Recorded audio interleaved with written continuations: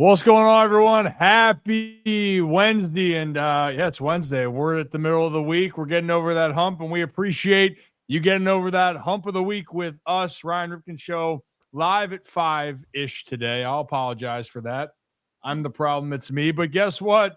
We got a lot of topics here to talk about, and we have two great guests joining us on today's show. First hour of the show, we'll talk some ball, and I mean baseball, because the winter meetings are approaching. The hot stove is warming up, and it seems like the temperature on some of the top options out there is starting to get a little steamy. But then in the second half of the show, because we have Ravens Steelers week, Zach, which we'll bring that up in a second, but it's also the 25th anniversary of the Ravens winning Super Bowl 35. They're being honored on Sunday. So the guy that caught the first touchdown pass in Super Bowl 35, Brandon Stokley, is going to join us at the top of the hour. And then I guess you can call him the voice of sports. Honestly, Zach, one of the most iconic. Jim Nantz is going to join us later on. He'll kind of get us ready for this Sunday's game. He's on the call with Tony Romo, but also he's been around quite a bit. I'm sure he has a moment or two or 10 that involve the Baltimore Ravens and just the landscape of sports in general. So if you're new to the channel, hit that like and subscribe button. Zach, hey, how you doing? Happy Wednesday, my friend. Happy Wednesday. I'm actually just now seeing YouTube has a YouTube recap. Have you seen this? You seen this? You see this? No. Yeah, apparently you know like Spotify Wrapped. Yeah, so apparently YouTube's doing this, and Joe, appreciate you. We were in Joe's top 5 watched on YouTube. Appreciate you. So yeah, I guess that's a thing this year. So if you have us in your top 5, appreciate you. Appreciate that. But yeah, no, getting over the hump on a Wednesday. Pretty eventful show, I would say. You know, just a few fun guests. Yeah, it should be a fun time here on the show. And, look, we got actually a lot of guests kind of lined up. We have another guest tomorrow. I told our Ribs Better kids already, did a little live. That's where Brooks is going, hey, where's that jacket? Yeah, I was wearing a jacket earlier when I did that little live. Told you guys who our guests were today. But then I also previewed who's going to be on the docket for tomorrow. And then also didn't talk about it yet because I want to see where it goes. Who could also be on docket the rest of the week. As we get closer to the winter meetings, by the way, should be a lot of fun. But if you want to see more behind-the-scenes content, click that join button. It means a lot to us and the channel as we continue to grow. Zach, hold on for a second. Before we get into this, come here. I knew as soon as you zoomed out, I was like, Jesus. It gets the people going. You know what also gets the people going? I want to shout out Merit Clubs, by the way. Merit Clubs, they just had their Cyber Monday where you could join for $1 the rest of the year. They might still be allowing you to do that, but if you don't want to join, that's fine. But if you want to see if that offer's there, $1 rest of the year, go to meritclubs.com. I think they said screw it. That's actually the deal until the rest of the year, Zach. So $1, join Merit Clubs, go to meritclubs.com. And how do you spell $1, Zach? MERRITT. And when I move, you move. Just like that. Just like that. And one more time, hey, come here. Come here, Zach. Look at me. Come here. Let's get into this show now. What's our first topic? First topic, we got a little baseball news because obviously we're going to have a lot of football things to talk about in the second hour of the show. But obviously it seems like right now, if there's not a signing, it's just a bunch of rumors. But maybe an interesting rumor and something that I wanted to talk about because I don't want to say jokingly, but I did my little windy a few weeks ago when talking about a potential landing spot for this slugger. But earlier today, John Heyman reported, and Ken Rosenthal, Reds are indeed interested in hometown hero Kyle Schwarber. Would be quite the coup if they could pull it off. Red Sox, Orioles, Pirates, and others, including, of course, the incumbent Phillies, all in 56 home runs, 23 versus left-handed pitching, obviously plays. Brian, we're getting to that point of the offseason, I won't lie, where I feel like every day it's just these teams are interested in these guys. These teams are interested in these guys. I'm not sure where Kyle Schwarber ends up, but I do think there's a possibility that it's in Cincinnati. I said it before and I'll say it again. It makes a lot of sense, especially him, being protection for Ellie. Now they got to put up the money, but we've talked about how talented that pitching rotation is. Still need the bullpen to get there, but hey, it would be interesting. It would be intriguing. Yeah, I mean, here's the deal. Schwarber immediately makes any lineup better. That's no question. But when you're looking at a need, the Reds need more offense. And this is why we went to that Hunter Green conversation in the past. If you're trying to win, you go out and get Kyle Schwarber. You don't trade Hunter Green, because the Reds then, not only do they go, Zach, from being, this is an exciting team. I'd be curious what the books have them in Vegas. I think the Reds would push up to contending to win that division. They could even be a dark horse in the National League by adding Kyle Schwarber. Like, that's the impact that he has, that you can go at the top of the order. The guy can hit 40 jacks, driving 100 runs. And then, by the way, you have a veteran manager, a talented pitching staff that's still relatively young but talented, and then obviously Ellie De La Cruz, one of the best talents in the league. Now Ellie's got to continue to progress with his skills, cut down the strikeouts, but that becomes a really exciting team. Also, some of their other pieces bouncing back from what was kind of a slower, disappointing year. But yeah, I mean, Cincy, it makes all the sense. Like, all these teams make sense. I still think the Phillies can't let him go. Like, they just can't. But it makes sense. What do you got? I was going to say, I don't know. We can say all these make sense. I think there is, like, that meme where it's all the soldiers lining up and the ones dressed as a clown. And it's like there's one is not like the other. I would love to see what the contract would have to look like for Kyle Schwarber to be in Pittsburgh. They might be 2 or 3 Kyle Schwarbers away in Pittsburgh, but that would be that one. I agree though. The rest of them, I think the Red Sox are very in on him. I would not be surprised at all if he ended up. Yeah. Exactly. I think they're going for a big bat, whether that's bringing back Bregman, whether that's Pete Alonso, we've heard Kyle Schwarber. They're going to be aggressive. They've shown that they have the funds to pay these guys and that they will go out and pursue and overpay if needed to get these guys. Orioles, we've talked about before. I wanted to point out that, it does say 23 home runs versus left-handed pitching. A lot of people, when talking about, they're so lefty heavy in the lineup. Doesn't matter if you bat left or right. If you're hitting both sides of the plate equally as well, 23 home runs versus lefties, that's going to play. That's going to play. So that doesn't hurt my intrigue at all. Only thing, like we've talked about, and hey, I would get over it if it meant Kyle Schwarber in Baltimore. It's just the position flexibility that you lose with losing that DH spot, because he is the guy you plug in at DH for 155, 160 games a year. Maybe he gets a day off here and there. But overall, that's a good problem to have. It is a good problem to have if you have too many talented bats, more than you know what to do with. So I would be all for it. But if I had to guess, I'd say he's back in Philly or he goes to Boston.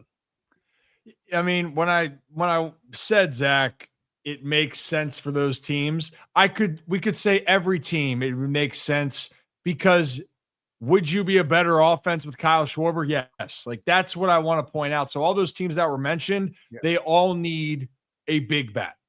Now, realistically, though, when you're looking at the Pirates, one, are you going to spend that money, which you haven't proven that? And then for the Orioles, the same thing. Are you going to change your philosophical belief that the DH has to be a versatile spot instead of just having one guy sit there and get all the at-bats, because that's what Kyle Schwarber would do. The big markets still make the most sense. I just in my plum, Zach, I have a hard time seeing the Phillies letting that dude walk, because I think one of the biggest downfalls for the Philadelphia Phillies would be letting Kyle Schwarber walk, because what he's meant to that city and to that place. And I feel like for Schwarber, the deal with the Red Sox and the Phillies, I think, would be pretty comparable. Like, for money wise, to me, it would. I think that they could get into a bidding war and drive it up. The Reds, if he goes, I don't think it's because the money's going to be so outlandish. I mean, maybe I'm wrong, but I think he goes to Cincy because for ulterior or alternative reasons. So that's how I look at it. If you're saying there's a connection for him, the hometown, being in that area and region, sure. But if you're looking at a money value and looking at a chance to then continue on, the Red Sox are that team that can be very dangerous adding him. And I'm not going to count the Phillies out because of Dave Dombrowski as their president of baseball operations. They're going to continue to make moves. So, and that's not to say that the Orioles and Pirates are not going to be on that list, but I would have to believe it. I'd have to see it. I'd have to literally see it happen, breaking news, to actually sit there and believe it. And I still might not believe it until he wears a different uniform. Like, I'd have to see him in the orange and black or yellow and black. Yeah, my biggest thing with him leaving Philly would be for the Phillies aspect. Yes, I mean, his production on the field is irreplaceable, but it's also that locker room guy. Everywhere he's gone, it's been like Kyle Schwarber's the leader of the locker room. And let's be honest, Philly has dealt with underperforming expectations in the playoffs, all of that, the pressure. If you have another year of that, but you've lost your locker room leader, your guy that brings everyone together, it just feels like that team would be a ticking time bomb.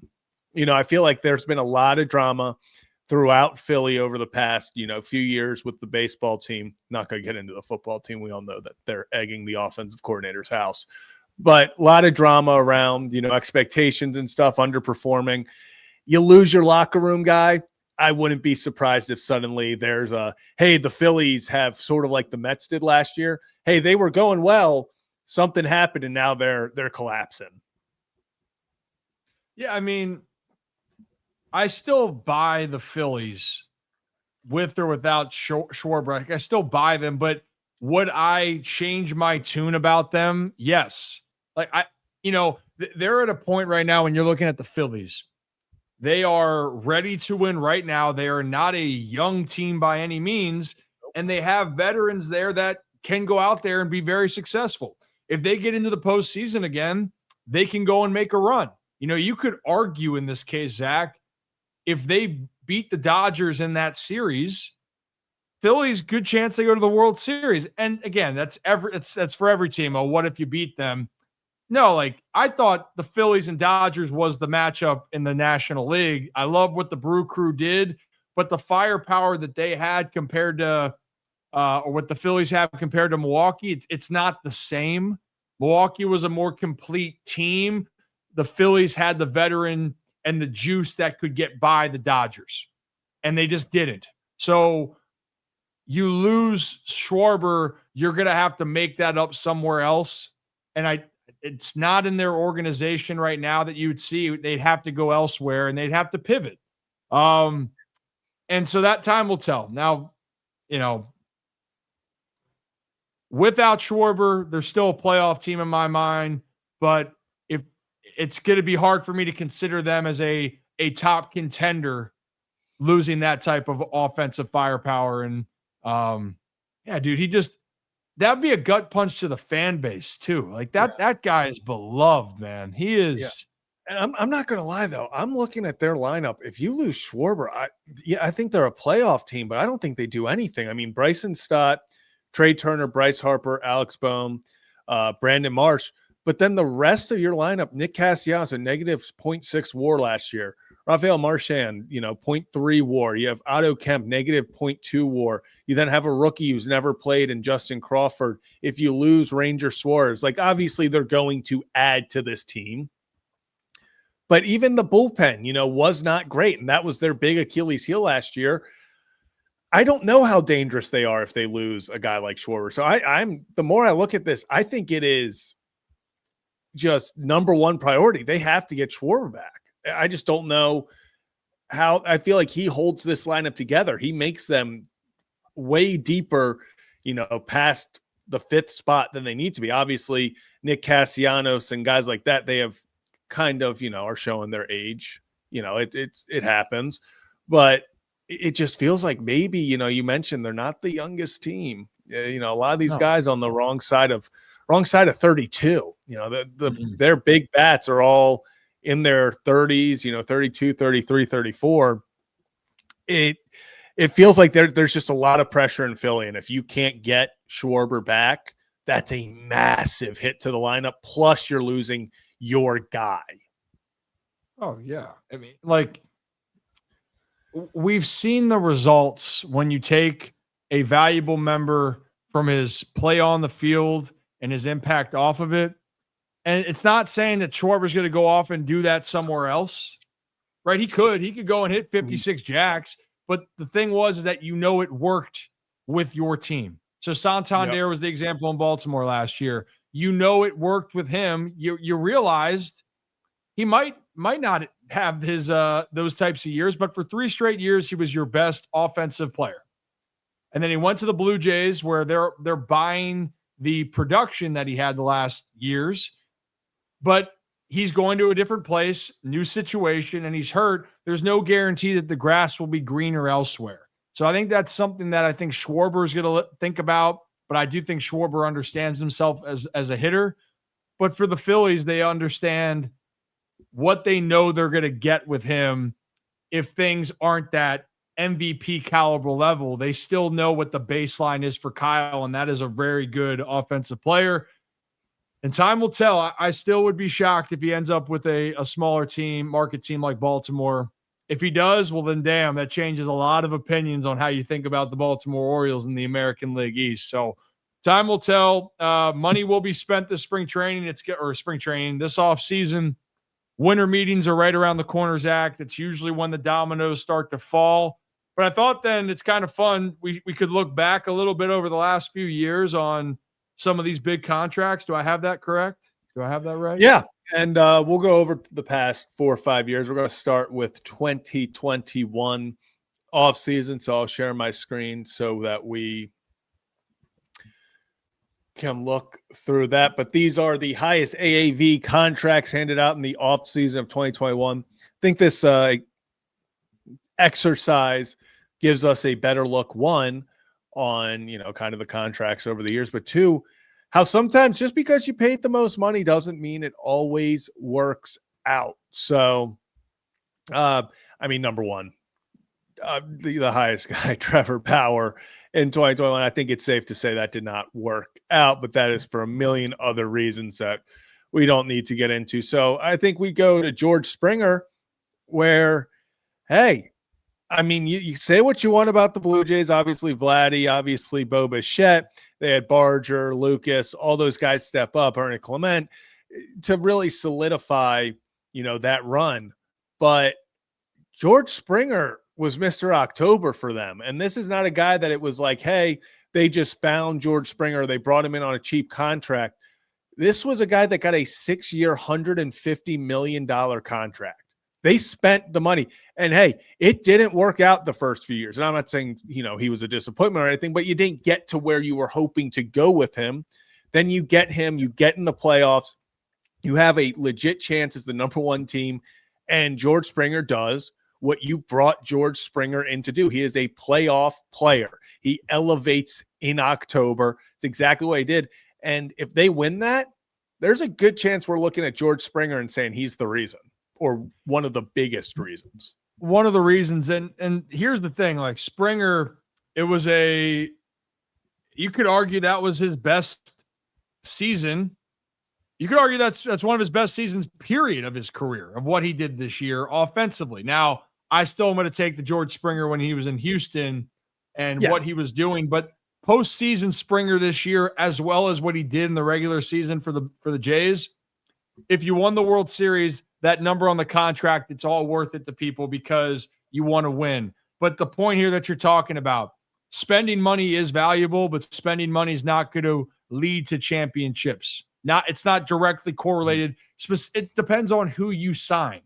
Like, that's the biggest part here. And so when we look at these deals, Marcus Stroman, that was a 1-year deal for him, but 18 mil. Kevin Gausman was a good addition for the Giants. That's where he found it. Real Muto, I like that signing a lot. That was a stable one. Brantley is great, but even look at that value, 16 mil a year, Zach, for Brantley. And he was, when he was on the field, dude's a really good ball player, especially swinging the bat. But there's going to be risk. So on this list, probably teams would say, hey, you know what? That value was solid or good. And the other side saying, you know what? Like, yeah, indifferent or underperformed, at least for what people were hoping it to be. The Trevor Bauer case is the biggest thing to remind people that things can happen. Wherever you stand on it, the reality is the Dodgers, they made that move and it did not help them win games. And Marcus Semien, now he's on the Mets, but Marcus Semien got signed with the Toronto on a 1-year prove-it deal. Toronto that was he time. Sorry, let me back it up. Marcus Semien didn't play off for the Blue Jays, but his time then eventually when he went to the Rangers did pay off, but not there in Toronto. Not what they were hoping for that would help them win games. But overall, very good player. But it's a good little exercise. Zach, what do we have next? Yeah, so moving on next, we're going to go to 2022, where this was a very big season. Now, obviously, guys, that we just talked about with Marcus Semien back on the slate there. This is very, Semien went out there, and like you say, it didn't work out for Toronto winning games, but for Semien, played in all 100. Yeah, all 162. He got 45 homers, 102 RBIs. So, he was what they were hoping for. The rest of the team, obviously wasn't great, but this was, looking back, this was what a class. The biggest why I still get is the Chris Bryant thing. I mean, that still doesn't make a lot of sense to me, but I mean, besides that, this was a great class. That was a good class. Overall, there's an example where a lot of things worked out. And you're right. I wanted to preface on the Marcus Semien. The dude did his part. Like, so when someone comes over and they do their part, that's all you can ask for the contract. But Semien's obviously value came to fruition when the Rangers went on to win the World Series. But you know who also helped them win that? The guy that's at the top of that list. Yeah. So in this case, the Rangers hit twice in that situation. Corey Seager, one of the best stops in the game, still is. Health has obviously been a concern, but there's the example. Freddie Freeman, I'd say you can argue that has been their most valuable free agent asset outside of Shohei Ohtani over the years. Yeah.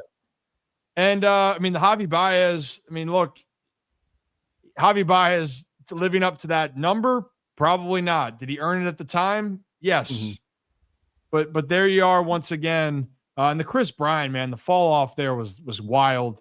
And the Rockies were so uncompetitive.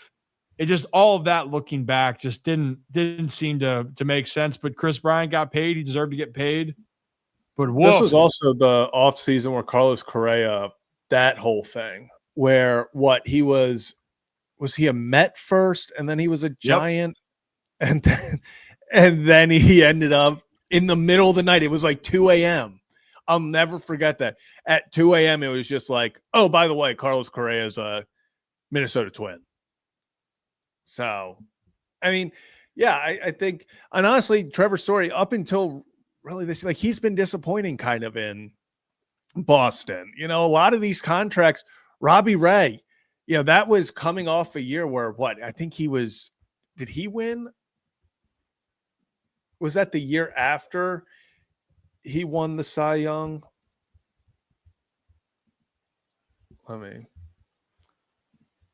Yeah, so this is coming off the year he wins the Cy Young.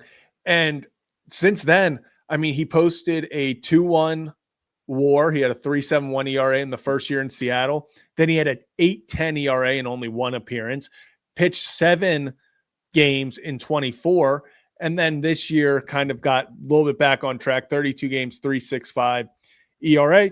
But if you're Seattle, I'm not thinking that you're looking at that contract saying that was, we're so hyped that, this worked out.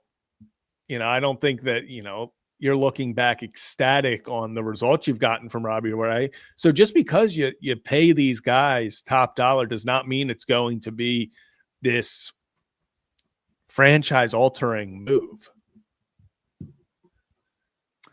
No, I mean, I'm looking at all of this. God, I still can't get over this class. Okay. Just to let you know, Mark Andrews just signed a 3-year extension. Okay. All right. Well, that's pretty damn cool for Mark Andrews. Hell yeah. Yeah. Wow. Yeah.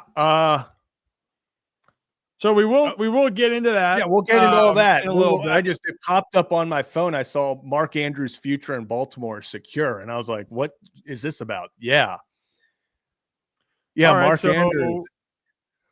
That kind of makes you feel. Well, you know what? We'll save that for the second hour. Yeah, we'll save that. We'll save that.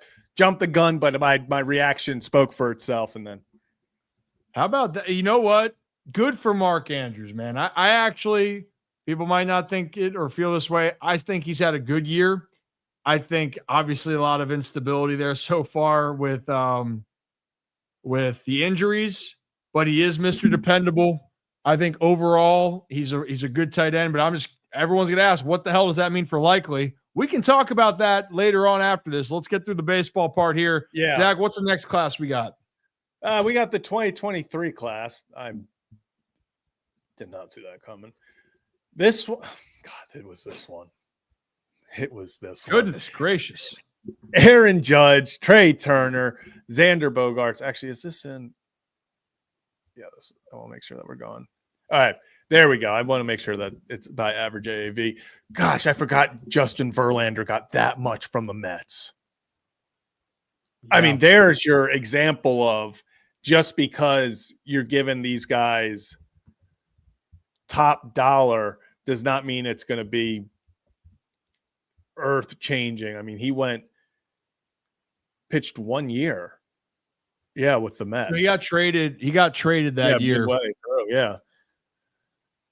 He got traded that year. All these deals, the DeGrom deal, he missed that year, right? He came and got hurt, right? If I got that correct, because 2023 came back at the end of last year and then pitched all this year.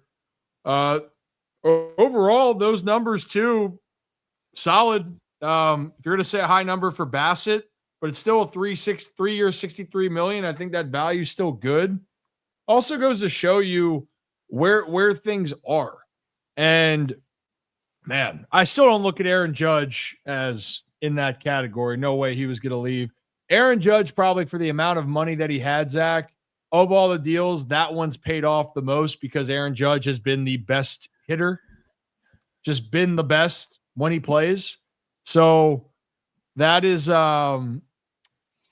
well, remember Arson Judge in San Francisco? That was a weird, I know everyone was like, he's always was I think he was really close to going to San Francisco. I think he maybe this was all a thing for him to be like, yeah, we're really close just to get those extra dollars out of New York. And that's where he wanted to stay. But yeah, I remember that whole Arson Judge thing. The Jacob deGrom thing has worked out. Carlos Correa extending his time in Minnesota, which definitely I would say didn't work out just because Minnesota found out a few years later, they're like, I don't think we can pay this guy. It's not even that it's really his production. They couldn't pay a lot of guys is what we found out in the process. Suddenly they were like, wait a second. We said we were going to be able to play these guys, and I'm not sure we can. I think, hey, another example, Xander Bogaerts. If you ask anyone in San Diego, that has been a disappointment. That's been a massive disappointment. And honestly, it has handcuffed that franchise in a lot of ways. So I think really this exercise is showing that, yeah, there are a lot of good players on the market, but just because you sign a great player, it's kind of like prospects. Like just because you get the top prospect, they still have to go out there and perform. Just because you go sign the best guy doesn't mean that's going to translate to a new team, new philosophy, new environment and stuff. Like guys do drop off. It's baseball. It's hard. I think one of the next exercises that we should do, because just looking at the last few years, it's been the deals that are long term. So like Xander Bogaerts, an 11-year deal. It's 11 years. When you look at Trey Turner on his deal, 11-year deal. Now Trey Turner, obviously the bat, the speed. As an offensive player, he's done his part. Defensively, they're wondering how long he's going to stay at short. But that's the part for me, Zach, when I look at this, is when the deals get into the 6-year range, what's going to be the full payoff? Carlos Rodon had a great bounce back with the Yanks. Looked really good last year. If he continues on, that looks good. Of the one before, though, like Corey Seager, the 10-year deal, they won the World Series, so you're fine. But that's the part here when you're looking at these large dollar amounts. I don't know if we're going to see those types of commitments as much. Like, and this is where you're looking at, where does Kyle Tucker's number go in here, Zach? Like, it's probably a 6 to 8 year deal for Kyle Tucker. Like, in my mind, that's what it is. So when you're looking at these values and looking at what the market is, very curious to see how it's going to play out moving forward. And the average value, I still think the Verlander two for 86. That's a lot of money, 40-some million. But when you look at that compared to the Bogaerts, it's 86 million total to 280 million. That's why the Padres right now make decisions. A guy like Framber Valdez, they've talked about him, and there are now rumors swirling about maybe his market isn't as great as long-term contract-wise, but it's going to be intriguing to see. I've seen maybe he goes higher AAV and, less years. That could be that could also be something that happens. Oh, yeah. One thing to watch. And then for the last one, Zach, just from last year, and we can wrap this part up. And then we just had another signing. What? Cedric Mullins to the Tampa Bay Rays. Whoa. Okay, we can talk. Screw the last part. So we're done talking about that. Cedric Mullins to the Tampa Bay Rays. 1-year deal pending a physical. Wow. I'm going to text him Mr. Ray.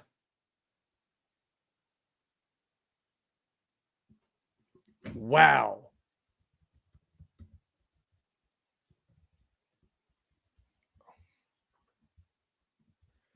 Watch him bounce back and just absolutely annihilate it down there. He's going to light up the Orioles. That's going to happen. Oh, it's going to happen.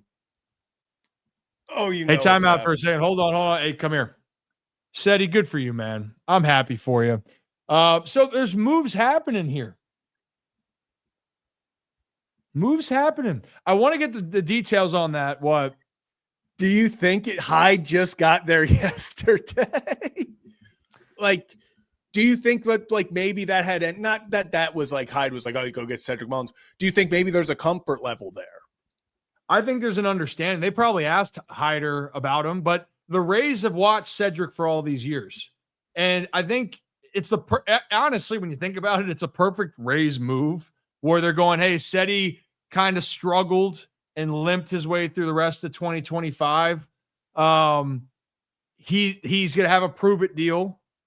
And the Rays are like, well, great. The upside is Cedric Mullins could be a very, very solid player that we could flip at the deadline if we want to, or he revitalizes and helps us try to win games. That's how I look at it. This is a Rays move. And Cedric Mullins, I don't care what the metrics are. Seti dude can play the hell out of the outfield. You ask people who they want in center, they want Cedric Mullins. But an interesting fit. Interesting. Well, guess what? Hey, we're going to go down and see Seti down there. Yeah. Let's go down and see Seti in Tampa. Good for Seti. Yeah, no, so many things just happened all at once. We thought that we were like, yeah, we'll go through this, not maybe as much happening. So we'll, ease in on the baseball. We'll go through recent moves. And here we go. We got obviously Mark Andrews news breaks, and then Cedric Mullins to the Tampa Bay Rays. I just tweeted out, he's gonna have a massive game-winning homer against us this year. You just know it. Yeah. Oh yeah. But I definitely think the Hyde influence of they definitely asked Hyder about Seti. Like there's no doubt about that in my mind. And you know what I love with Seti though? He's a gamer. He is. Yeah. And whether he struggles or not, he's not going to get down on himself. His demeanor's great. He understands. And I like that he doesn't have any panic. I want to see what the deal numbers are though, Zach, when that gets out here. But good for Seti. Yeah. Why can't we just have a normal show one time, huh? Never. Got deals going left and right. How am I supposed to chip with that going on? Yeah. I'm just trying to see if we have anything on how much it is. Yeah, but 1-year deal. I will say though, disgusting that all of these Cedric Mullins has signed with the Tampa Bay Rays graphics all have him in a Mets uniform. Like, okay, people. Okay, I get it. That's where he's coming from, but let the man get one last pick in an O's uniform. Oh yeah. Seti's my guy, man. I'm happy for him. You know, the one thing for guys like him, it brings stability. And I think for Seti on a prove it side, the Rays aren't going to be the ones where they're expected to go and compete.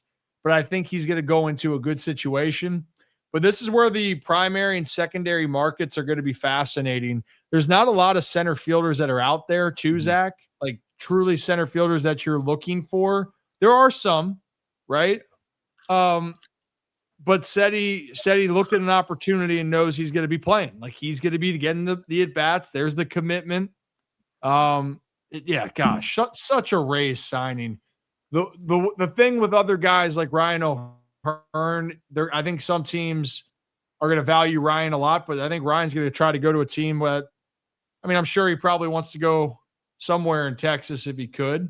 But overall, I think O'Hearn's market will be interesting, but that's after some of these other big names drop. Seti didn't need that, obviously. So, yeah, that's what I'm kind of intrigued about. This is kind of early for Cedric, I feel like. I thought that we were going to see the big outfielders go off the board and then the Kyle Tuckers, the Bellingers, and then teams were going to go. But then again, the Rays were never going to get Tucker. The Rays were never going to get Bellinger. So I get why they did it, but I thought, maybe Seti would have a lot of suitors, especially once some names start dropping off the board. But good for him. Tampa Bay, Cedric Mullins, I'm going to look up his stats in Tampa. Good stuff. GTs for the GT. Well, if you're new to the channel, hit that like and subscribe button. Ryan Ripken Show.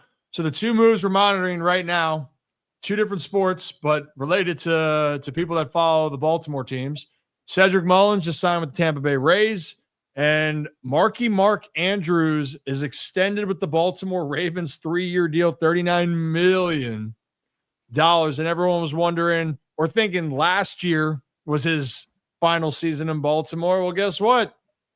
That ain't the case. You got 3 more years with Mark. But I think the bigger part is, what does that mean for your other tight ends like Charlie Kohler and Isaiah Likely?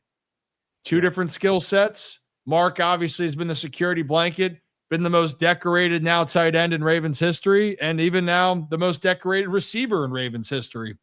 So time will tell. And actually, our next guest is going to be joining us here in a few minutes. Well, he's had some big moments. He had the biggest moment in Ravens franchise history at the time when he caught the first touchdown in Super Bowl 35. Brandon Stokley is going to join us at the top of the hour, and we'll talk with him about some of these moments. Catching a Dilfer dime from Trent Dilfer. How about that? Hey, how you doing? Weidel. What?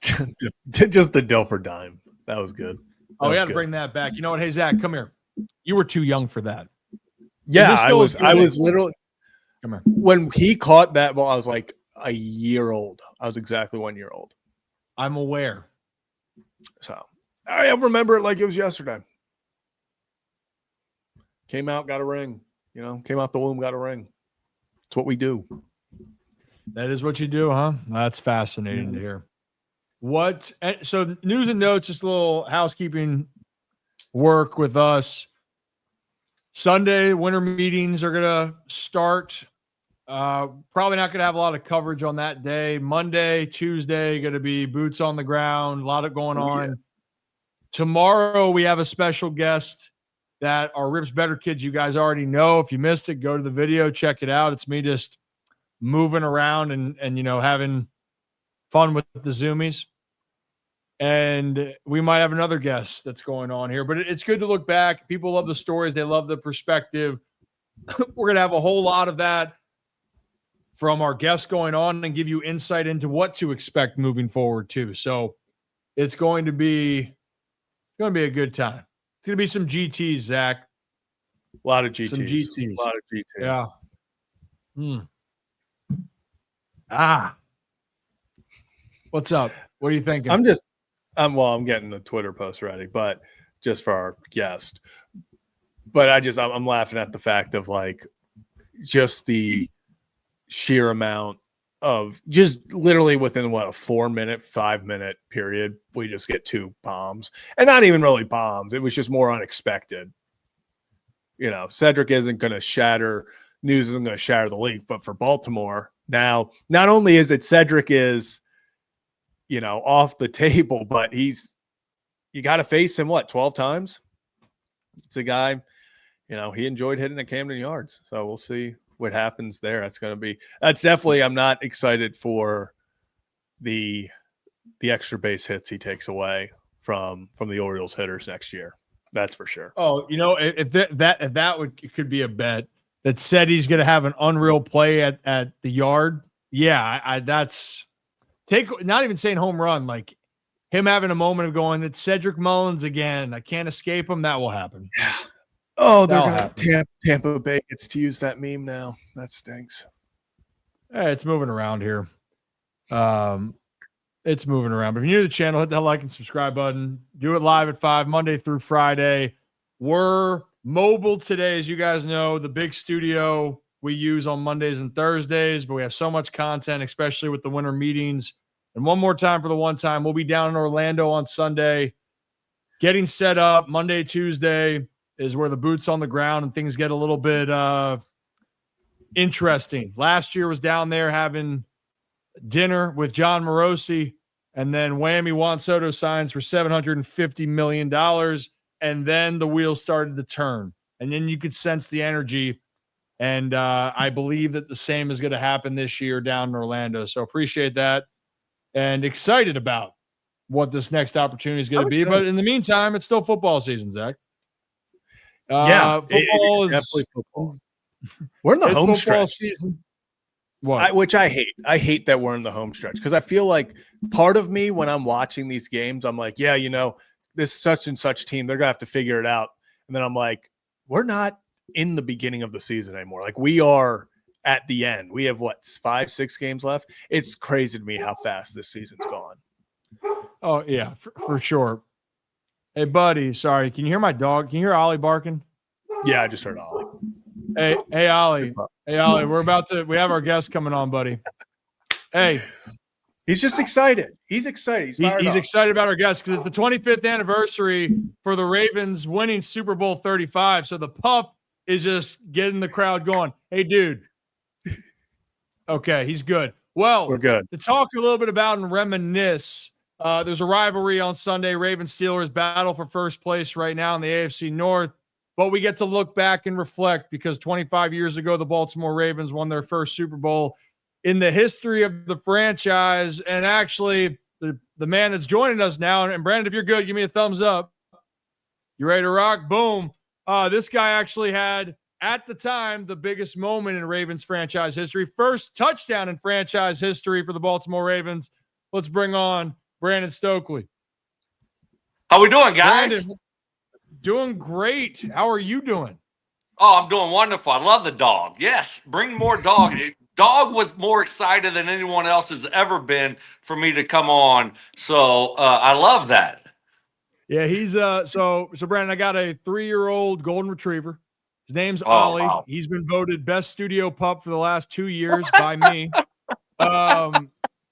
So I'm at home right now, and yeah, he's excited. You know what? I might bring him up here in a moment. Yeah, I'll bring him up here. You should. So I gotta ask, maybe to start this off. I got a baseball background, Brandon. Grew up baseball family, and a lot of the stories that we have from starting our journey, if you get into professional baseball, is the minor league stories. For us, it was bus trips, going to places you may have never heard of, and experiences that are just one of a kind. I know the NFL is a little bit of a different landscape, but do you either have a welcome to the NFL moment or one of those moments that you still remember from your beginning days as you started your career? Oh, of course. I mean, it was Tony Saragusa, the late great Tony Saragusa. He welcomed me to the NFL, not very nicely. So I hated that guy, and I was scared for my life every single day my rookie year during training camp. I dislocated my shoulder the second day of training camp, and every day he sat on the steps, walking down to the practice field, and I dislocated my shoulder the second day, so I was in a sling, and I would walk down the stairs, and he would just yell at me the whole time. And like, you're not making the team, you're already hurt. And then I would be on the practice field, and he would come up there next to my receiver coach, the late great Milt Jackson. And he would say, "Hey, this rookie's already hurt. There's no chance he makes a football team." And I'm a 4th-round pick. I know nothing about the NFL, and I'm from southwestern Louisiana. And I'm like, oh my gosh, this is like, I want to go back home. I just want to crawfish for the rest of my life. Screw the NFL. I'm just going to do crawfishing and be a rice farmer with my grandfather. I'm not messing with this NFL stuff. This isn't much fun at all.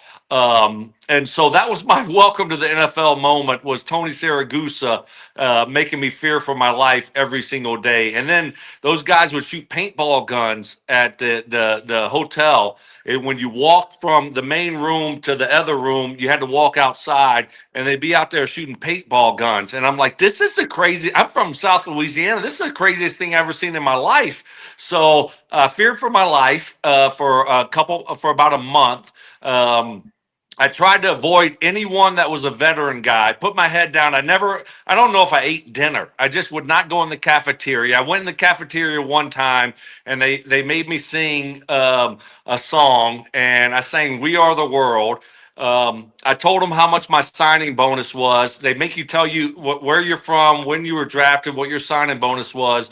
And they all laughed at me when I told them what my signing bonus was, because I got screwed on my signing bonus. So, yeah, that was my welcome to the NFL moment right there. Is that good for you? Do you like that? I do. I will tell you this, though. Tony said after you made the football team, he couldn't have been a better guy. And we were friends after that, and he was a great guy, and he couldn't have been better. But, man, he made it tough. I mean, that was like you had to earn your stripes back then, and he made you earn them. So, but those were fun times. Yeah, I mean, that does the trick. For what I was looking for. The paintball gun, though, time out. I want to emphasize on that for 2 seconds. So these the veteran guys were like, oh, you know what? We're gonna get this rook going across here. It's like in the crossfires. Is that kind of what I'm envisioning right there? Yes. Yeah. They would sit there in the parking lot, and then, they would pick off rookies, pick off, veterans that they just wanted to hit, whoever it was. And then Brian Billick finally had to say, hey, guys, no more paint. You're going to shoot someone's eye out here, something like, what are we doing here? But that was the craziness of when I was a rookie in 1999. But that's what those guys did. I mean, it was crazy. So, yes, exactly what you can think of. Guys in the parking lot sitting there with paintball guns, shooting guys, walking across, an open area, going from one building to the next building. Yeah. Welcome to the NFL, rookie. Welcome to the NFL. Some would say that builds character. And some would say That's then, right. That's right. If we go back, some would say, that's probably why you played 15 years, right? Or is that how many years you got? 15 in the league? You got it right. Yes, 15. Man. I started with the Ravens in 99, played 4 years there. Got hurt 50 times. And of course, they didn't want to re-sign me. I don't blame them. But I got to finish my career there in 2013, which was awesome. Got hurt again, of course. But 15 years, man. But you're right. It builds character. You got to grow up. You got to be a man. You got to be a pro. And those guys are great. So I learned a lot. And I tell you what, especially my first 4 years in Baltimore, we won the Super Bowl my second year there in 2000. But it was unbelievable. The people there, the fans there, teammates, ownership, Art Modell, and then Steve Bisciotti. They couldn't have been better. It was so much fun. I had, the time of my life. Yeah, I mean, it was really cool to see your career evolve. I remember I was young at the time. I still, by the way, as I get older, I'm 32. 32 is still young. I want to point that out. 32? But I just wanted to say that. Yeah. That's very young. How old do you think I was? Is it the beard? The beard? No, it's a damn receding. It's a receding hairline. I thought you were like 49. Damn, Brandon. I thought we were having a good moment here. And then you had to go to the jeans. Have you seen the Ripken hairline? Is that what it was going for? You just saw my damn forehead. I mean, how could you not see it? It takes up half the screen. Ollie, get me a hat. Bring it on over. Yes. Damn. Damn. Now I'm just yeah, it's okay. You know what? The beard looks great. I'm telling you, hey, the beard looks great. Just the hairline. Put a hat on, you can't see the hairline. I wouldn't even know it. Then I might think you're 32 and not 52. Hey, you know what? I'll send you. One of these. I'm just gonna send you a photo now of how maybe it was my wedding day. The hair looked good on my wedding day. I got married a few months ago. I'll send you that, and you'll probably still say to me, "Oh, hey, looks better, but damn that hairline." But there's been better days. Oh, sugar. All right. You know what? We're gonna move past that because let's reminisce a little bit. Talk about being with the Ravens. We actually got the clip here, and I'm sure you've watched this a million times. But I'm gonna pull this up real quickly. Let's go. You remember this moment? I do. So in the slot, it was called double pump. It was called double pump. So the outside guys run comebacks, 18 to 15-yard comebacks. Inside guys run seam routes. If it's a single high safety, you stay up the seam. If it's, a split safety, cover two or quarters, you kind of bend it in a little bit. And they were doubling. They were supposed to be doubling the two inside guys. And I was prepared for this. This was one play I was prepared for during the week with Milt Jackson, my receiver coach, who I mentioned earlier, and they were supposed to double me. And they didn't really want to double me. They didn't really care about. They were doubling Shannon Sharp and me. But it turned out that, one of the guys screwed up the coverage. And so they kind of had three guys on Shannon Sharp. Appreciate you, Shannon Sharp.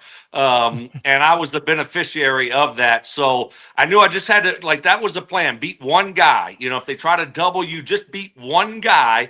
And so I knew I just had to beat Seahorn on the route. So I wanted to give him a little outside stutter, like I was running a 5 or 6 yard out route, and then just go up the seam. And you got to give a lot of credit to Trent Dilfer. No one wants to give that guy any credit, but he did a great job of looking left to Shannon Sharp, and he made a perfect pass to a slow white guy. And then I was able to carry Seahorn into the end zone. And I thought I made the white cornerback extinct. That was it. No more white cornerbacks after that. Now, all of a sudden, the last couple of years, we see Cooper Dijon, Riley Moss, all of a sudden out of Iowa. I don't know if it's like Jurassic Park, but these guys are these white cornerbacks now are starting to appear out of nowhere. So they have reemerged from the depths of Super Bowl 35. But that was a fun play. It was a great throw by Dilfer, and I was coached up really well. And, I just did my thing and got fortunate enough to, next thing you know, I was in the end zone. It was unbelievable. I mean, it was my second year in the NFL. I couldn't imagine playing in a Super Bowl, let alone scoring a touchdown. And, I was inactive for the first like 9, 10, 11 games because I wasn't very good. And so I was just in sweatpants the whole time. And then next thing you know, Travis Taylor broke his collarbone. I got an opportunity. And, then I was playing in a Super Bowl. So very fortunate.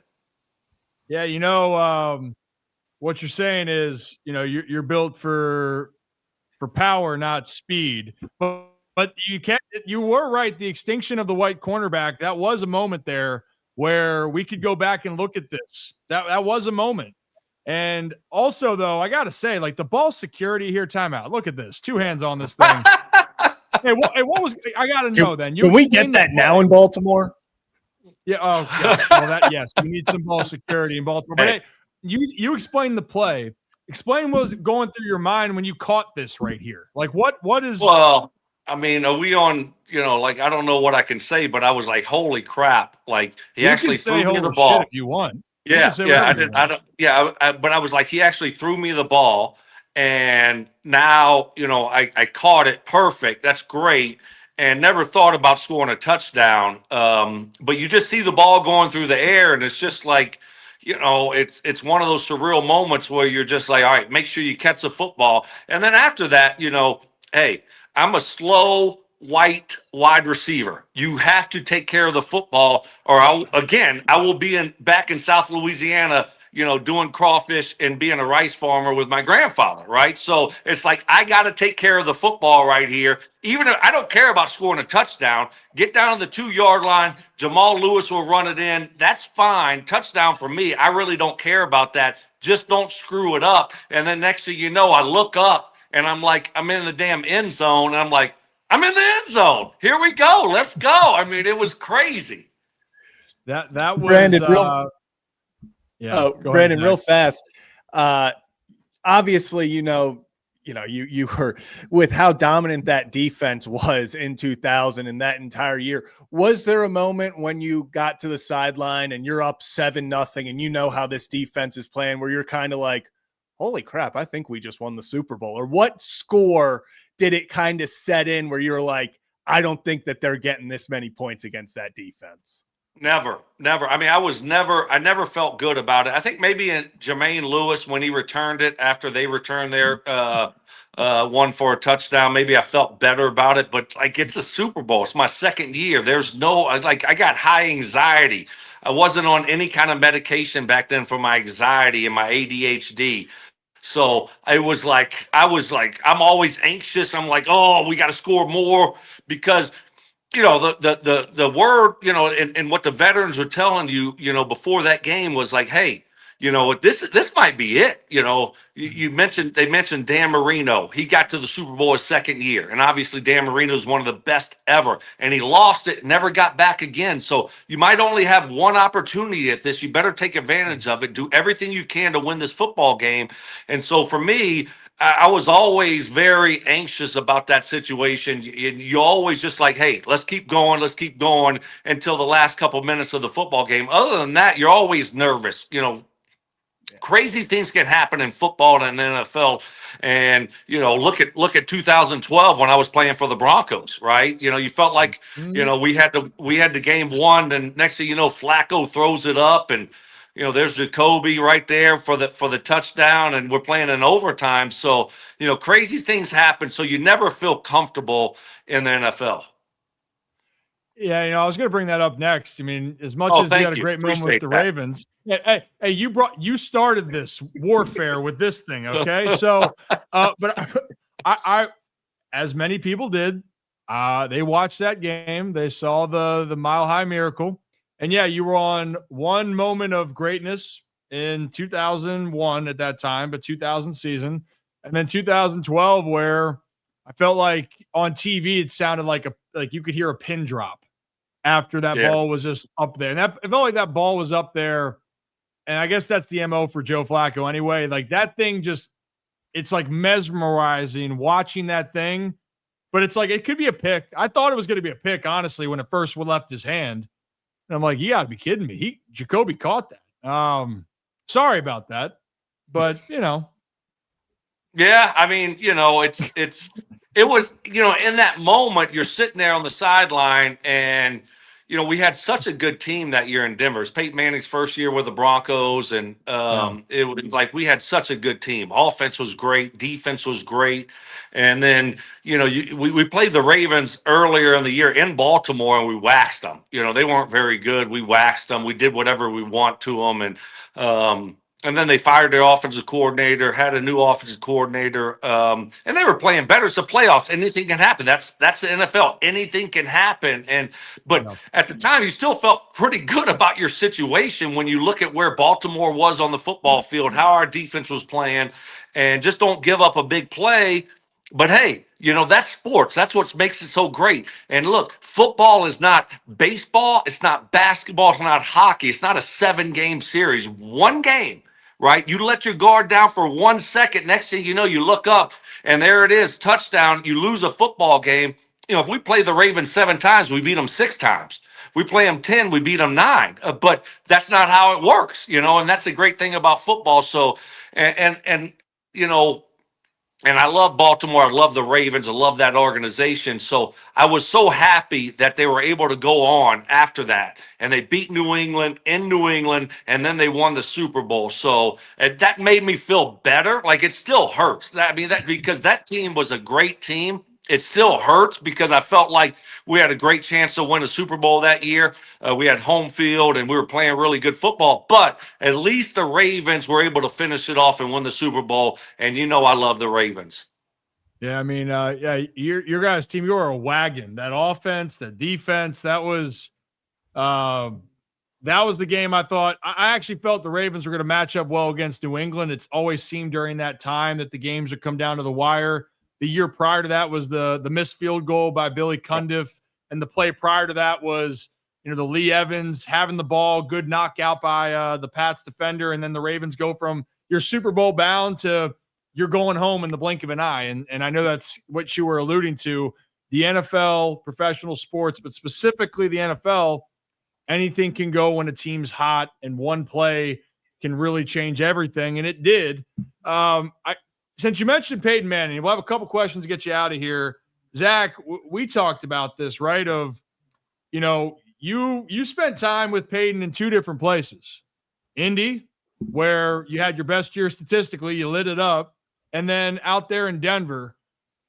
What's something that whether it's a story with Peyton or a moment there that people don't know, like how good he was, or maybe something that people just they don't get to see from the Mannings on the Manning cast or from the highlights. Can you describe maybe one of those moments you've had?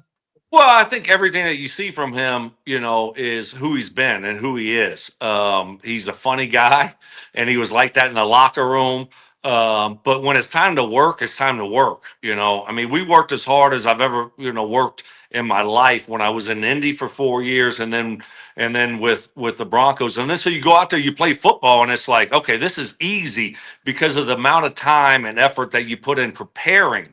So he prepared like nobody else, right? He was so prepared.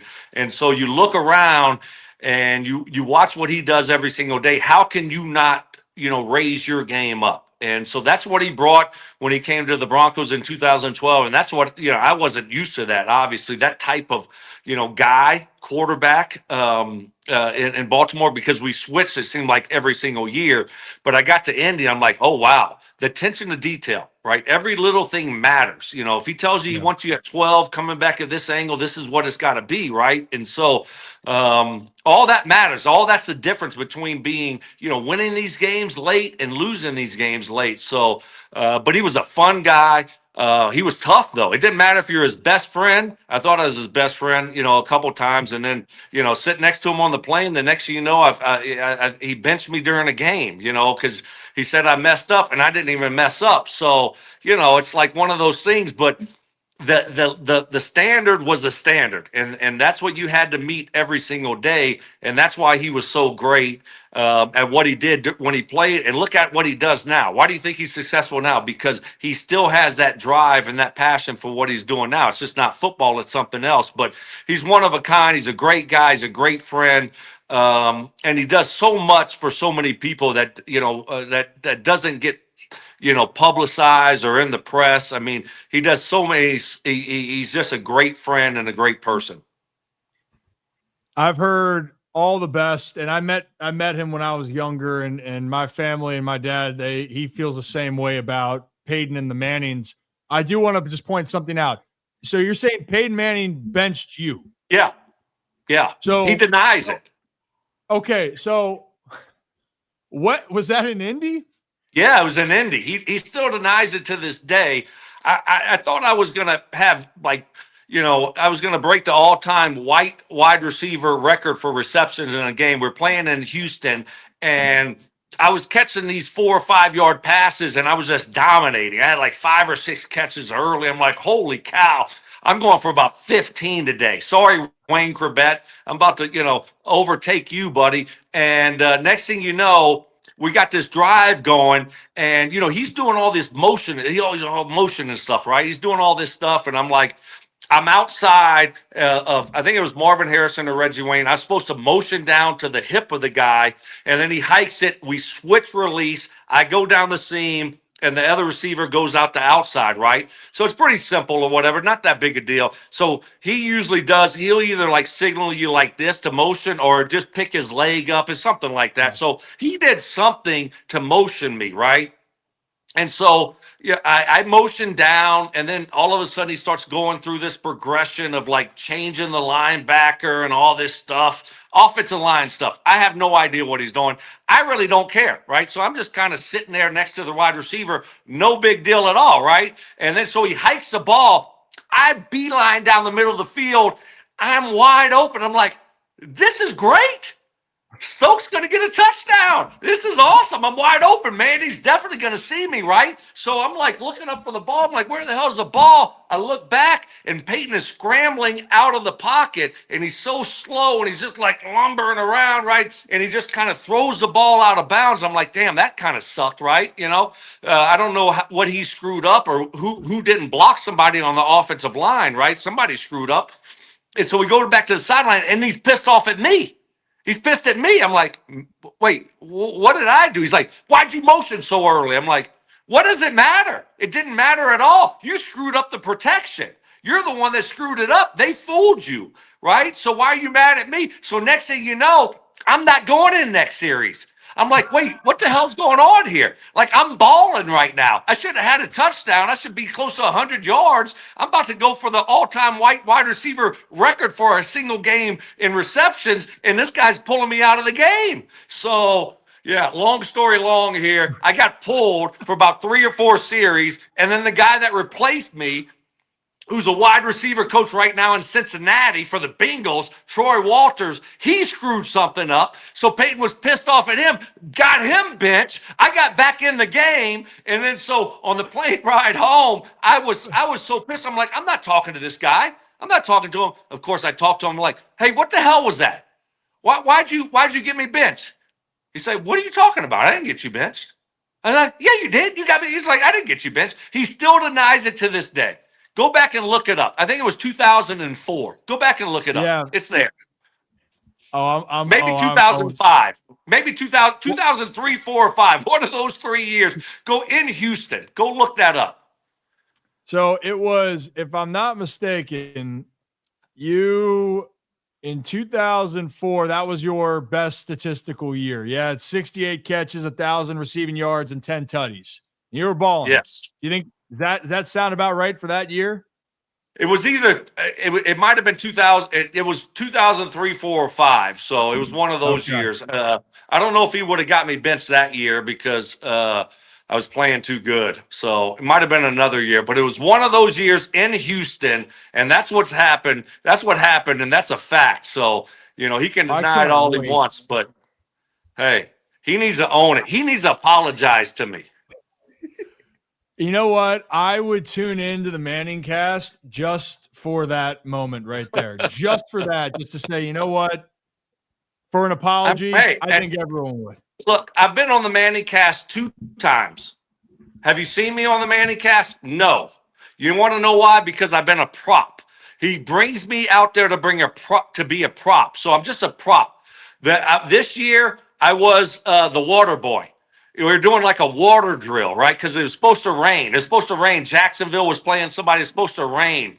Guess what? It didn't even rain. And so we're out there, pretending like it was going to rain. It didn't rain. So I was the water boy.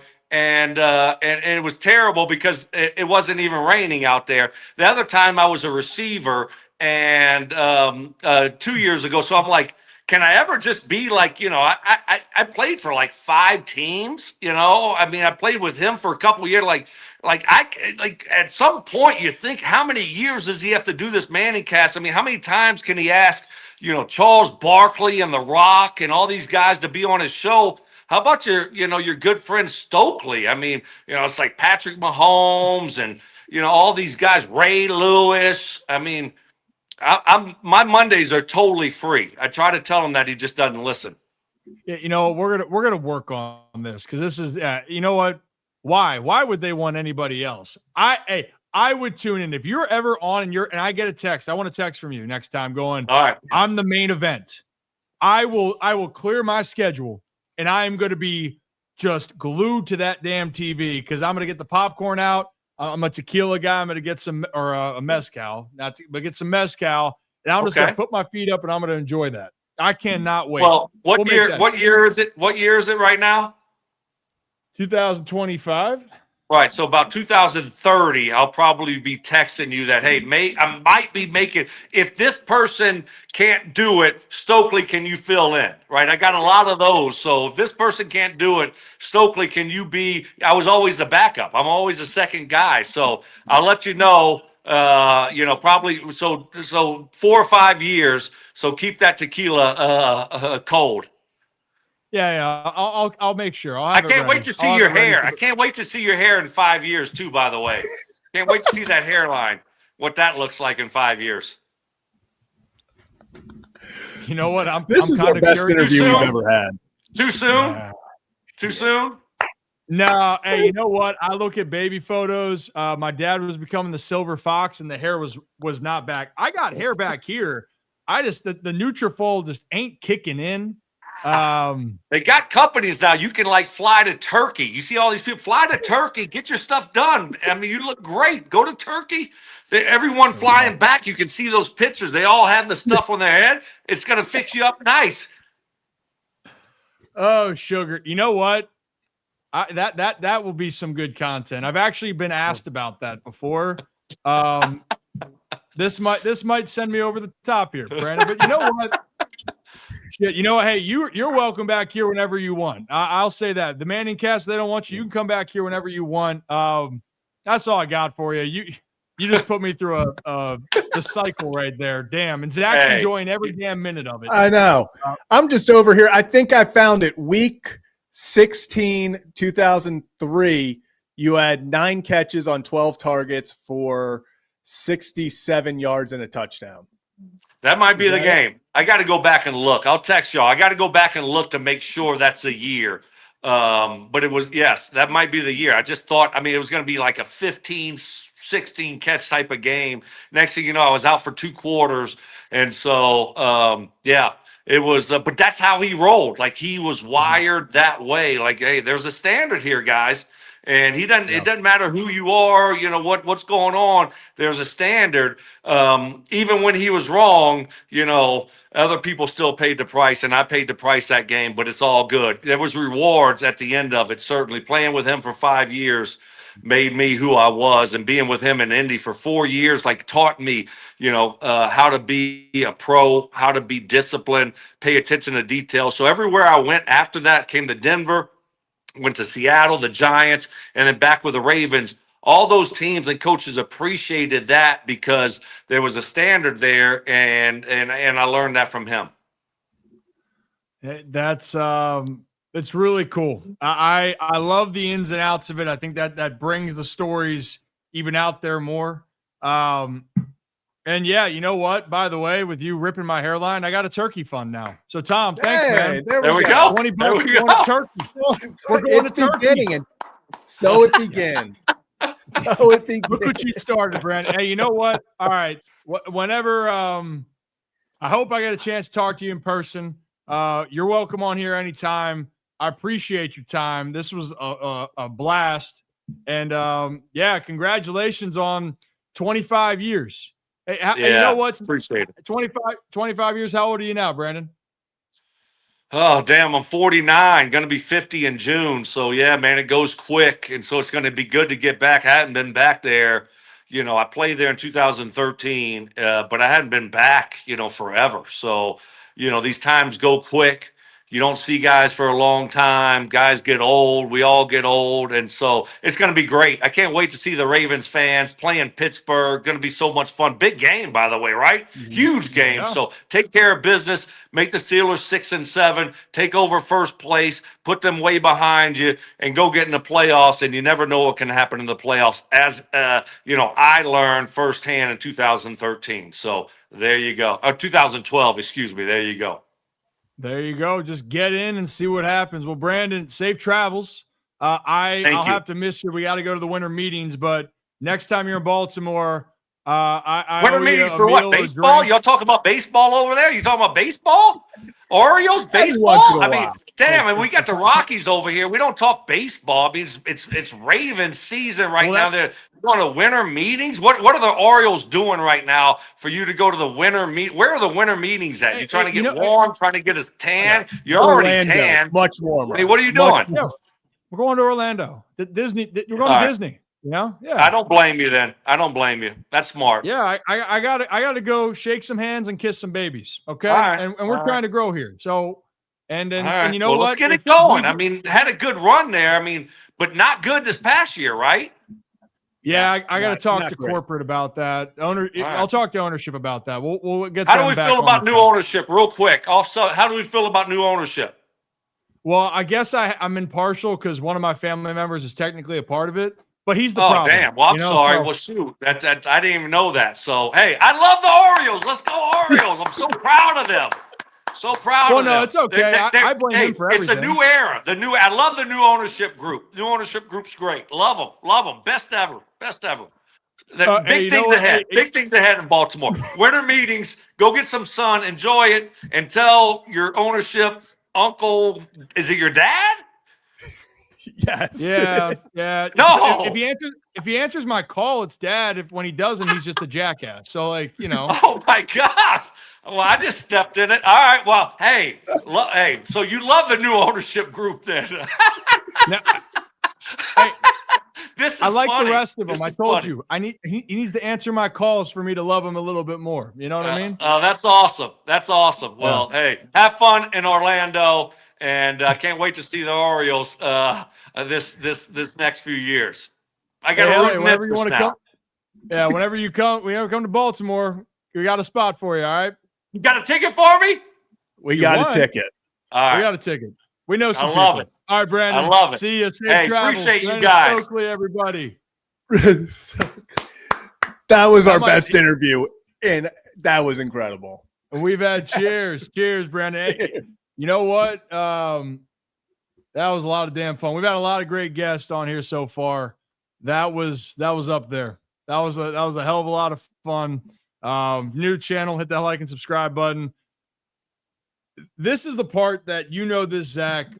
My goal here with our viewers and when we talk about it is you want to really go behind the curtain, because you look at the players and a lot of people go, oh man, what a moment for Brandon Stokley. Hey, it was a hell of a moment in the Super Bowl, but the person is the part that I want people to see, like the stories, the behind the scenes. And that's what makes these moments. And Brandon would have said it on the interview. When you're in it, it's the moments with the guys that you really remember and you talk about the good, the bad, the ugly.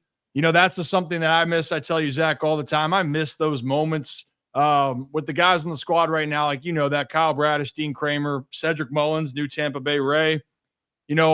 I don't look at them for what they're doing on the field all the time, which, I want them to do well. It's those conversations in the locker room, those practice moments, well, you know what? We'll save that for Rip After Dark moments.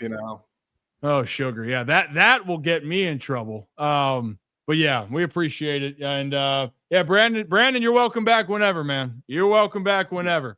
All right. Awesome. job. I can't. What are you saying? A lot of fun. I appreciate you, Brandon. Yeah. All right. Thank you. Y'all take care. All right, guys. Be good. See ya. Oh, I love it. What a guy. What a guy. Well, the turkey fund is electric. Zach, you know what? I'm a good sport. That's a clip. That whole interview had so many clips. I also do love that he stayed in the back. That was a lot of fun. I mean, that's the part of this whole thing, right? Is when you see people out there and you're watching it, they're human beings at the end of the day. And that's the really cool thing is you get to see the other side. And like of all this, Brandon Stokley had a hell of a career, but people had no idea that Brandon Stokley had that many jokes. I didn't, man. I just got burned. He can, and just so many throughout his career. I mean, him reminiscing on getting, controversially, I guess, he said, she said on getting benched by Peyton, mid-game, depends on who you ask. But that was awesome because of how he just views it and, his stories and being like, yeah, this happened. I thought I was going for 15 catches, 20 catches, 200 yards. The next thing I know, it's like, I messed up. That was absolutely incredible. That was an all-time interview. I'll tell you that. That was an all-time interview. Now, if you guys liked it, hit that like and subscribe button. Also spread the good word. I mean, this is what we like to do. We want to give you guys the information. We're going to talk about the hot topics, but above all, we want to take you behind the curtain. We want to show you what players are like and relive moments. And for Brandon Stokley, he will forever be in connection with this Ravens organization and this city because of his run winning the Super Bowl. That team keeps you together. And above all, he had that iconic moment in Baltimore Ravens history that every Ravens fan, you have seen that touchdown catch. So that was really, really great to see. So I'm excited. If you're new to the channel, hit that like and subscribe button. If something goes wrong with our StreamYard, we apologize. Our next guest may or may not have problems getting on. And that's Jim Nantz. So we're going to have Jim Nantz on here joining us momentarily. Will not be as long as Brandon, which Zach, I thought we were going to have him for like 15 minutes. I did, but the stories kept coming. That was incredible. Also, the ending of him, like, the ending of, what are your guys' thoughts on Orioles ownership? It's good times, man. That was a lot of fun. A lot of fun there. And this is what we have in store here in 2026. I'll tell you that. We have a lot of great guests lined up. And shout out Ryan Shell, by the way. Really great job with bringing people on. And at the end of the day, why sports are incredible, Zach, why people love the moments is because it brings people together, right? It's the sports itself can tell a story, and to see the people along that ride and the journey, that brings that nostalgic feeling and makes you feel connected to those both on and off the field. And so it's really cool to see that come full circle. And with our next guest, if he's good to go, Jim, just let me know when you're ready to rock. Just give me a thumbs up when you're ready to go. When we talk about telling a story, well, he probably does it as best as anybody else that I can ever imagine. And there's a lot of great ones out there, but he knows what I'm talking about. You are watching a story unfold each and every time you are watching baseball, football, basketball, any sporting event. He's the voice you hear all the time. And if you're watching the Ravens and Steelers this Sunday, you'll hear him on the call. Let's bring on Jim Nantz. Well, hello, Jim. friends. How are you? We are doing well. How are you doing? I'm doing well. Man, you got me so stoked just listening to your whole impassioned speech about sports and where it falls in the American culture, man. It was some good stuff right there. It was biblical. I loved it. We just had Brandon Stokley on, caught the touchdown Brandon. in Super Bowl 35. And he also told us that Peyton Manning, according to him, was the reason he got benched back in 2003. Zach, is that what we were saying? Yeah, we think week 16, 2003. Week 6, but Peyton won't admit to it. But the part of it all, right? It's the stories. You tell the story as good as anybody on air. You're too kind. We'll get to that, but I want to start off with this. Come from a baseball family. When you play in the professional ranks, people have a bunch of minor league stories. It's kind of like, hey, welcome to the world of professional sports. You've had so many experiences over the year, but do you have a Jim Nantz story that takes us back to maybe where your journey began that still sticks with you till this day? Oh, those days never leave you. First off, Ryan, Zach, it's great to be on with you guys. So I'm so fired up about coming up to Baltimore this weekend. I know both of these teams aren't playing great, but there's still time for these two coaches to figure it out, and maybe not only, of course, one of them is going to win the division, unless there's something really bizarre with Cincinnati. But the roots of it all never leave you. To your point, the minor league days, if you will. Those days for me started when I was in college at the University of Houston. I was a tag along to the University of Houston basketball program, which is really sizzling right now under Kelvin Sampson. But back in my days, it was a time called Phi Slamma Jamma. And I was the student public address announcer. I hosted the coaches show. It was really my gateway into the business was through the Houston basketball program. So I remain very tethered to that team and that program, loving those days. But when I graduated college, I had already compiled a lot of experience, vast experiences, from anchoring on the CBS affiliate in the fourth largest market to calling high school football games, doing all sorts of things. And lo and behold, I got this opportunity to go out to Utah to audition at the CBS affiliate there, KSL. And I ended up winning the audition. And with it, not only was there anchoring, but it was there was game action. So when I was 23 and just a little bit removed from college, I was calling the Utah Jazz games in the NBA. So I was in the NBA way ahead of my time, and that was valuable. And I was calling BYU football and basketball games on television. So I was amassing some practical experience that would serve me well later on. The dream for me always, I have to tell you, Ryan, the dream was always to work specifically for CBS. I mean, I since I was 11 years old, all I ever talked about was I wanted to work for CBS.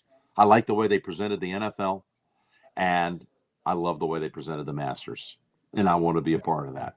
So I obsessed about it all through my teen years, all through my college years.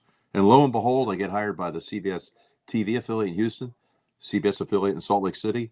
And after 2 years there, just again, not that far removed from college, I got a call out of the blue to come to New York and audition against 4 other prospects, and I won the audition.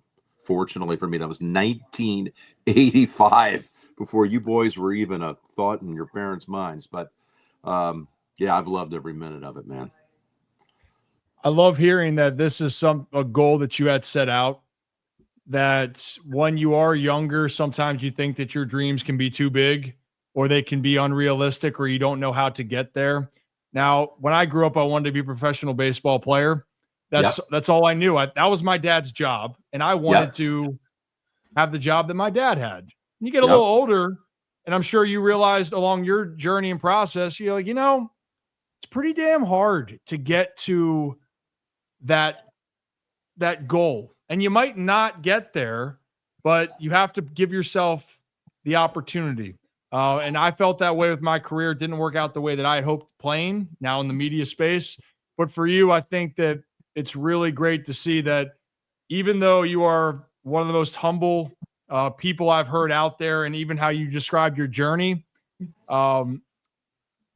you worked and grinded your way to where you had, and it was the dedication. And I think that is one of the coolest experiences. And I think that's why so many people relate to you in this whole sporting world. And they feel so comfortable, as you would say, as they were being welcomed into the homes each Sunday or whatever it may be. It's because you can relate a lot to the audience. With that being said, on the football side, Jim, Yeah. this is a strange year. And you've explained, you've been around and you've seen, it felt like almost everything. Could you put your finger on maybe this NFL season where the likes of the Chiefs and the Bills have had their struggles, the Ravens led by Harbaugh and Tomlin, Lamar Jackson, some of these favorites, both in the AFC and NFC, might not be in the picture, but it's been an exciting season nonetheless. Is there anything that reminds you over the years of what we're kind of seeing right now, that there truly is no favorite, in my opinion, throughout the entire National Football League? I've never seen anything like it. First off, I've never truly, and I've been calling NFL games since the late 80s, over 500 now. That is so upside down, and that's not to disparage the people that are on top. And I don't know what to chalk it up to. Some of it's injuries. I mean, I really don't think that in your case there in Baltimore with the Ravens, the health issue is so massive, so significant. That explains that. Kansas City's a different story. I mean, Mahomes has been upright the whole year. Travis hasn't missed any games. Rice joined them late because of the suspension, but by and large, they've been able to get through it without significant injuries. I've just done 4 games in a row with the Chiefs. That's kind of, every other week I'm with them, it feels like on average. Yeah. I can't explain it. But it's almost like, though, it has triggered all these other reactions. Like, hey, if they can beat the Chiefs, well, then we can beat this team, because these are upstarts. I mean, New England rattling off this win streak and sitting on top of that division, I didn't see it coming. I mean, I love Mike Vrabel, and I think Drake May is going to be terrific. Same thing with Denver. And I've seen both of these teams now because we're primarily the AFC network. But it feels like they're feeding off one another, and the whole pyramid is kind of just flipped. Now, here's the question. You're kind of at the point where now it's so serious, and there's a little margin for error. Kansas City probably has to win out, and I think they could do it. I don't know, though, that they have it in their belly this year to do it. Maybe they will. Mm-hmm. It's a mystery. It's such an enigma to me. They look like they have all the parts. They've got a great set of receivers. The running back situation is what it is, kind of the same it's been. Kareem Hunt, Pacheco's back. I don't get it. But we're going to get into the playoffs. And I said this last week. I had Pittsburgh, Buffalo coming after the Dallas Thanksgiving Day game. One of these teams that's solid, that's been there, take your Ravens. Take Buffalo. You're going to get into these January playoff games, and they're going to be, well, if the Ravens win the division, they're going to get a home game, obviously. But I think they're going to be a difficult out because they've been tested. Their coaches and their staff have been tested. Take whatever. I'll take Buffalo as an example. I'll take the onus off of John Harbaugh right now, who I love. You take them. Take Buffalo. No Ed Oliver. They got parts that are missing that almost make it really hard for them to be who they were last year or the year before that. However, they might just get this just right with Kansas City in the rearview mirror on them, and maybe not even in the playoffs, where they've got to say to themselves, hey, we're going to go on the road now as a wild card team. They're not out of the division yet. We got to go on the road now, and we got to go play New England again on the road or at Denver, wherever, or at the AFC South champion. No, we can handle this. They've got to be thinking that. So I think the playoffs going to be really bizarre. I don't know that's going to go according to seed. And I think one of these teams, and it could be the Ravens, you get Lamar healthy and get this team on a little bit of a roll, they're going to be a tough out. And these young upstarts that are, with rosters that haven't gotten the experience of being in the postseason, it's going to be a big assignment for them. It's interesting to see, and I'm glad that I'm not the only one that's thinking this just seems unfamiliar. So I appreciate you making me not feel like I'm completely crazy. I might be crazier in different ways, Jim, but at least not in this case. No, you're okay. So thank you for keeping my sanity. Before I let you get out of here, 25 years since the Ravens won their first Super Bowl. 30 years they've been an organization here in Baltimore. You've seen a lot of games. Are there any moments for you, and I have an idea of at least one, but that maybe you remember over the years when it comes to this Baltimore Ravens team? Man, there's a million because, I called the game down in New Orleans, the Blackout Bowl, the Harbaugh Bowl. I've called those AFC Championship games. I was down at Tampa as the studio host of the NFL Today when they won the title down there, Super Bowl 35, I guess it was. But I think maybe there's two things that I hope I have enough time. I'm going to try to condense this story. Both have to do with trophy presentations, not about calling the games. And I've called dozens upon dozens of Ravens games. I've always loved working with that organization. One was when they won the AFC title up at Gillette Stadium.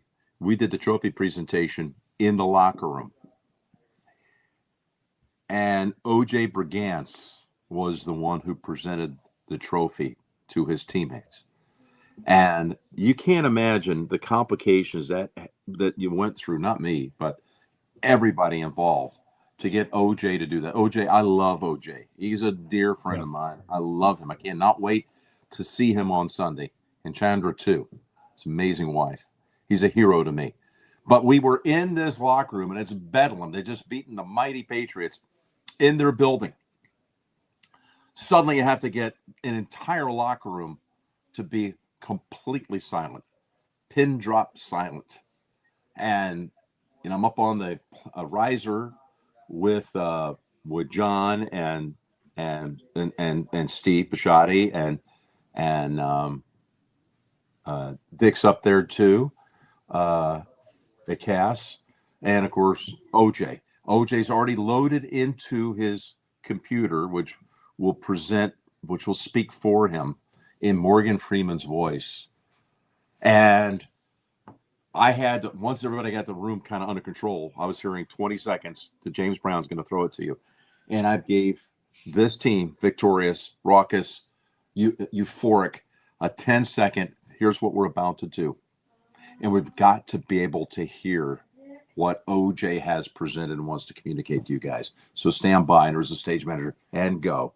I try to explain to an audience this was going to be a unique trophy presentation, and I put the microphone. I thought I had one here on my desk, but I put the microphone right there outside the computer audio output. I mean, there wasn't a dry eye in the house. That was special to me. It's one of the, really, truly one of the highlights of my career, to be able to share that moment, try to lead the Ravens through that moment. And the other one, Ryan, Zach, was giving the trophy away in New Orleans. Okay. And when I'm standing there on the platform, I'm looking down and I see OJ on the field. And I'm there with the commissioner and everything. And now there's one rule, as you know, never give the microphone up, right? Because he who holds the microphone controls the network. So I'm holding the CBS 150 million people watching at this time with the mic flag, and I bring in Ray Lewis. I bring in Ray, and I get his comments. Ray immediately takes my hand and just grabs the microphone, or tries to grab the microphone away from me, and I'm holding on for dear life. If you ever go back and look at that sequence, you will see me pulling. I am arm wrestling the great Ray Lewis on national television, and I played him to a standstill. He did not do that. He did not rip it out of my hands. With all my might, I was able to somehow hold on and be there for that moment. No, there have been many. There have been many. You know, it was funny when you said that. I don't know. You got 10 seconds for another one? Yeah. Hey, I just want to be respectful of your time, Jim. You can stay as long as you need to. Thank you. I was at M&T Bank Stadium during COVID, and you might remember the Ravens signed Dez Bryant. Remember that? Dez finished his career as a Raven. Well, that was in that bizarre time where you called the games, there were no fans, but you put in crowd noise into your calls to give that feeling that there was excitement. Anyway, it was so quiet inside the stadium, and the Ravens sideline was on our side of the field. And we're in a commercial break. I'm talking to the producer back and forth. All of a sudden, I see Tony's got his headset off. He's talking to someone below. Now, our booth's a little bit lower at M&T Bank Stadium. But I'm telling you, this is what it was like calling games during COVID. He was carrying on a conversation with Dez, who was on the sideline, like his voice was at a level that I am right now. You're calling an NFL game, but during commercial, it's like, Tony, hey, Dez, how you doing? Yeah, when you coming back home after the season? Yeah, I mean, it's not like, hey, Dez, what's going on? I mean, it was that quiet. That was the backdrop. It almost doesn't even seem real now that we lived through that. But I'll never forget being inside that stadium. It is so raucous, so crazy, so amped up. But during COVID, Tony had a conversation, low intensity, audio-wise, discussion with Dez during timeouts. That's how bizarre it was. I don't know why those came to mind, but man, there are many. I love the facility, by the way. I know you guys have been over there before. Yeah. I tried to talk them into making that a dual purpose place at the facility and building a little short par 3 course.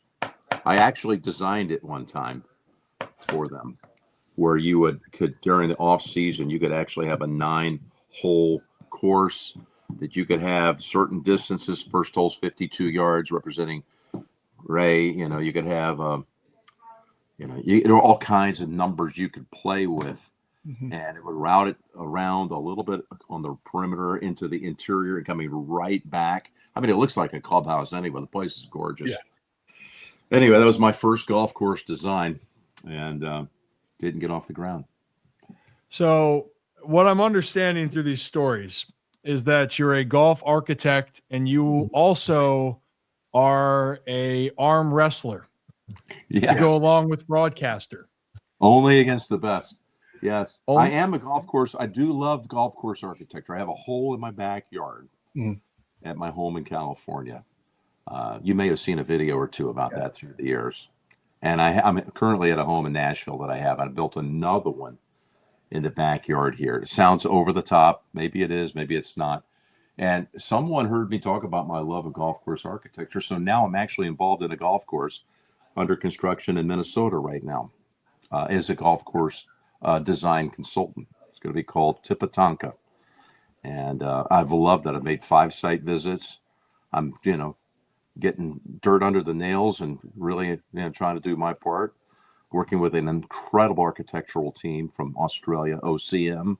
And I know, to stay out of their way by and large, but it's been fun shaping, being involved in shaping something like that. It's a little tiny side hobby for me. So I like it. And I like it because you can tell a story. I'm getting back to what you were talking about before I came on.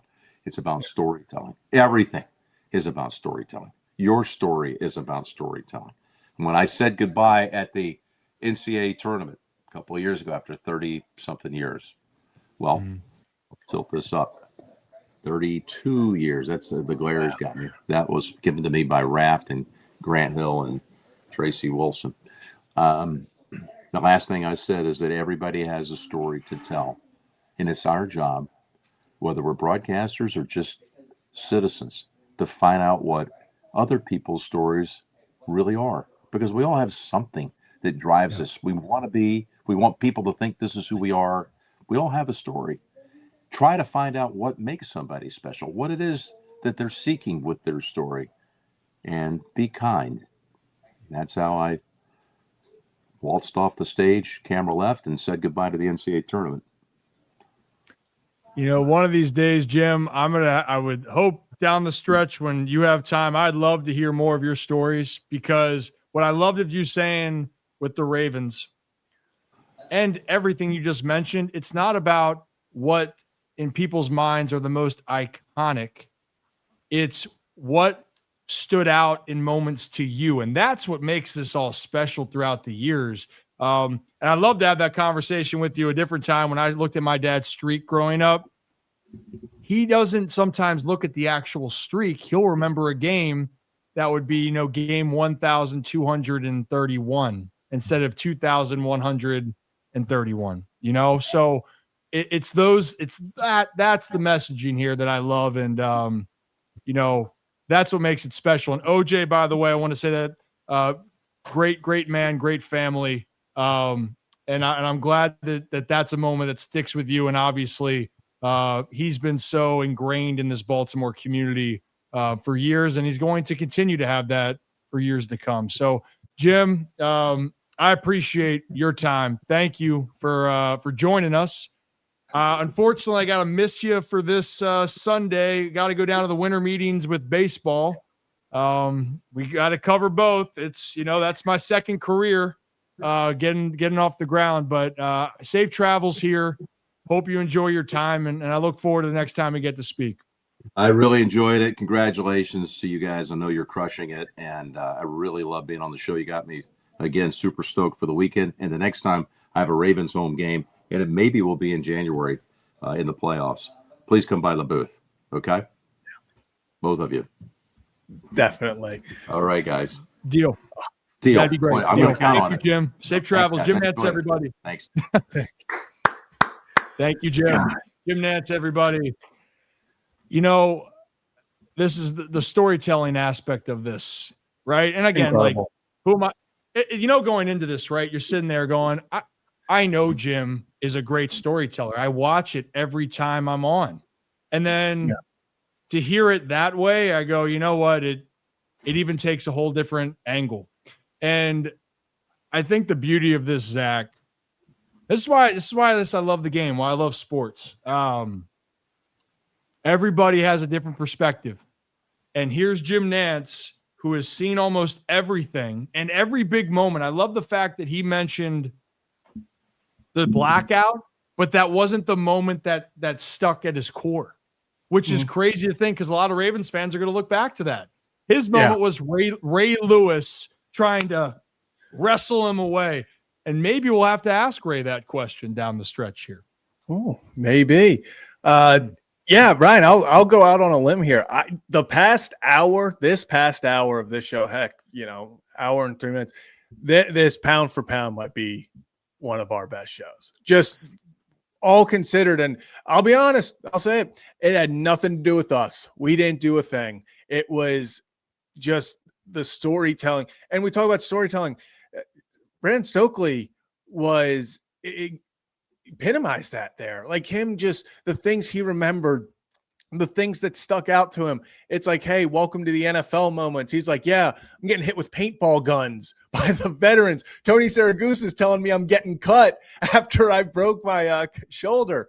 Like, it's those moments. It's Jim Nantz talking about, having that moment with OJ Brigant, and like, yeah, this entire room of people going to the Super Bowl is dead silent because they know how big of a moment this is and how special it is.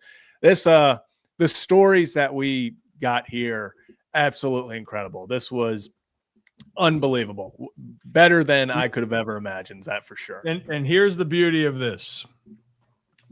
We had two guests today, different backgrounds, different careers, different personas.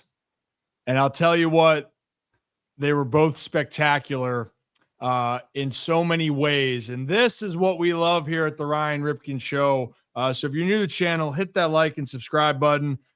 We will give you the coverage on the day-to-day, but one thing that we continue to grow here and strive to do in 2026 is we want to keep bringing moments like this. So if you like that, let us know in the comments or saying that. And you know what? Won't forget that. An invite from Jim Nantz to the booth. Yeah. You know what? I was going to say, hey, I'm going to take you up on that. No, yeah, no doubt about that. Our people will talk to your people, and by that I mean we'll say yes right now. Yeah. Oh, sugar, Zach. Well, hell of a show. Hell of a show. Do we tease our tomorrow guest? Do we tease our tomorrow guest? Holy shirts and pants. I was going to say Rips well, better kids now. We were gonna potentially use that, let them know as the closer, but maybe we get a new closer to end the show on. Yeah, we could close it out in a different way this show. Yeah. We Who knows? we usually close it out with the music. Well, maybe we'll just close it out with the closer. Yeah. Just maybe a different closer than before. Yep. But he's not new to closing. Not new to closing, but maybe new to new closing on the show.